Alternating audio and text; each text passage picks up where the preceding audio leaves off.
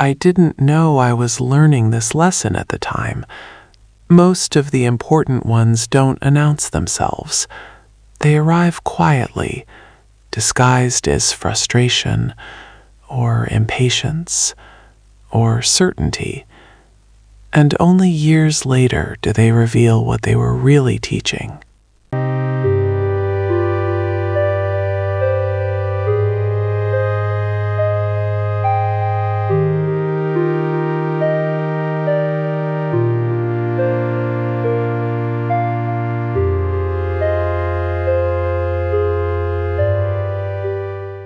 When I was younger, I believed something very deeply. I believed that resistance was courage, not the loud, performative kind, but the sharp, precise kind.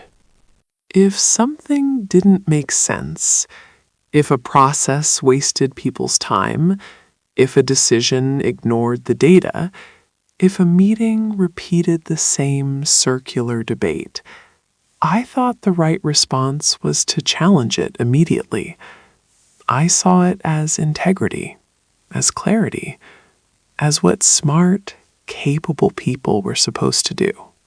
I remember one afternoon in my late 20s, standing in a conference room, whiteboard marker in hand, mapping out how we could cut 3 approval layers from a client workflow. I was so sure I was helping, so sure they'd thank me. And to be honest, sometimes it worked. Sometimes someone would nod slowly and say, "You're right, let's try it." But more often than not, nothing changed. The process stayed. The meeting continued. And what did shift was how people saw me. Not wrong, just inconvenient. A little too sharp around the edges. Someone to manage, not to follow. I didn't understand it then, but I was speaking a language that made people feel unheard, even when I thought I was speaking truth. What I didn't understand yet was this.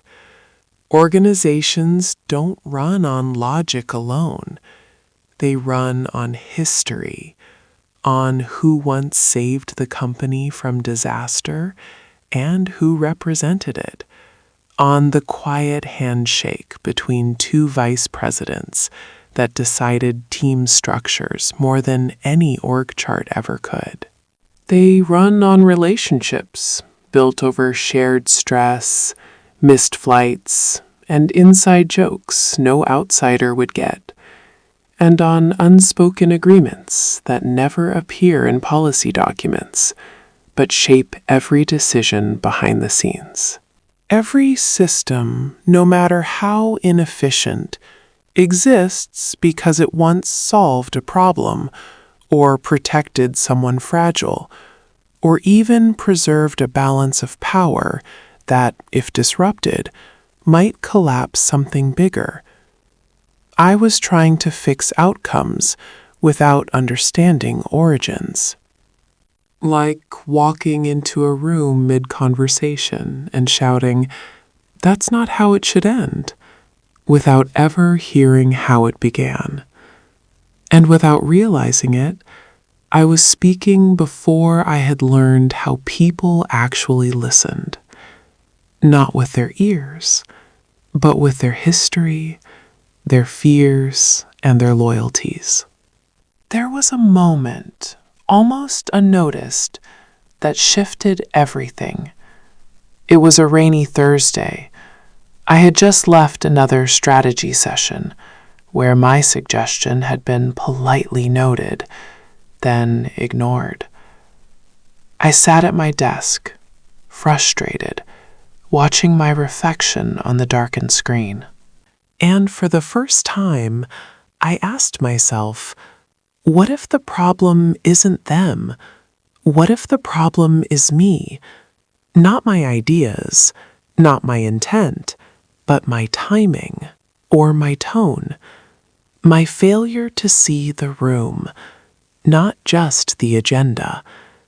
That was the first time I allowed myself to wonder that maybe courage isn't just speaking. Maybe it's also listening deeply, patiently, even when it feels like waiting. The shift didn't happen all at once. It happened quietly, like moss growing on stone. I stopped trying to be impressive. Instead, I tried to be accurate. I began listening longer than felt comfortable, not just to the words, but to the pauses between them. I watched who deferred to whom, even when titles suggested the opposite. I noticed which conversations happened after the meeting ended, either in the hallway or over coffee. I learned that silence wasn't always agreement. Sometimes it was fear, sometimes it was calculation, and sometimes it was respect waiting to be earned. And something surprising happened. People began asking what I thought, not because I raised my voice, not because I had all the answers, but because I had learned the terrain. And in doing so, I had become someone they could trust to move through it wisely. Learning the system didn't make me smaller, it made me precise. I could finally see where pressure would work and where it would disappear into the air like mist. I knew when to push and when to plant a seed and walk away, trusting it would grow in time. When I finally advocated for change, I wasn't attacking the structure. I was speaking its language, using its rhythms, honoring its history, even as I gently asked it to evolve. And that made all the difference. The irony is this: the moment I stopped fighting everything, I became far more effective at changing what mattered. Not everything, not all at once, but the right things when the time was ripe. I don't regret my impatience. It came from caring, from a deep belief that things could be better, for the work, for the people, and for the mission. But I do wish I had understood sooner that impact and urgency aren't the same thing. That rushing a river doesn't make it flow faster, it just stirs up mud. Understanding power isn't the opposite of integrity. It's how integrity survives in complex systems. And now, in this new quiet chapter of my life, I see that lesson everywhere. Not just in boardrooms, but in how I move through my days, how I listen to a friend's silence, how I tend to my own inner patterns. Because every life is its own kind of system, shaped by old habits, hidden fears, and quiet hopes. And real change, whether in an organization or in a soul, begins not with tearing down, but with understanding what's already there. Then, and only then, can you rebuild with wisdom, not just fire. This is what 42 years of work taught me. Not as wisdom I've earned the right to dispense, not as advice to follow, just as something that became clear, slowly, gently, once I finally slowed down enough to see it, that a life is built not only in the doing, but in the noticing. not only in the climbing, but in the pausing.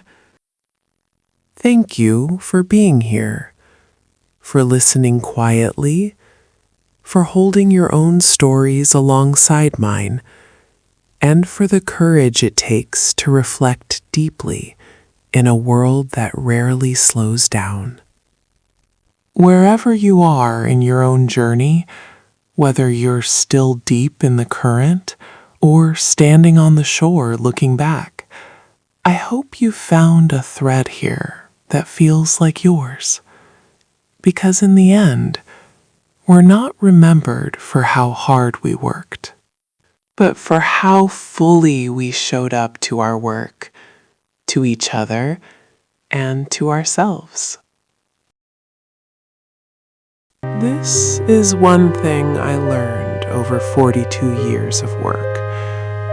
Not as advice, not as instruction, just as something that became clear after I lived it.